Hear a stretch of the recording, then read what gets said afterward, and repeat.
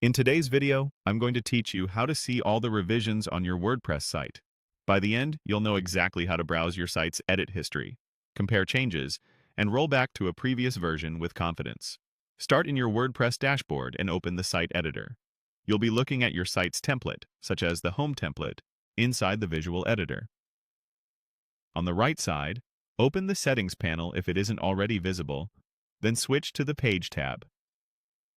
This tab shows details about the current template or page you're editing.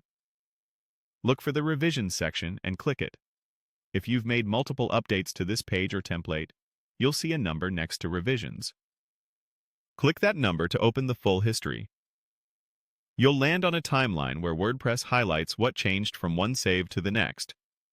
Use the on-screen controls to move through your history. Drag the timeline slider or click the previous and next arrows to step through revisions one by one. As you move, the editor shows adds and deletes so you can quickly spot what shifted in your content or layout. Each stop on the timeline also shows when the change was saved, and whether it was a manual update or an autosave. Take your time here.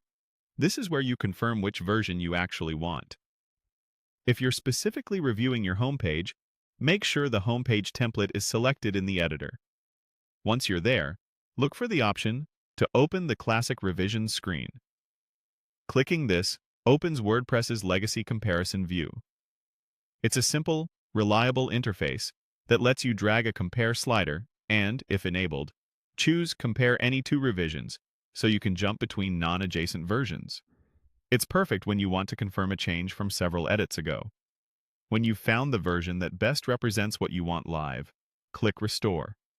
WordPress will roll your page or template back to that revision and save it as the newest version, so nothing is lost. You're just moving forward with a previous state. To finish and push the restored version to your live site, click Launch. This publishes your updated template, making the selected revision visible to your visitors. A couple of quick tips as you work. If you don't see revisions yet, make a small edit and update once to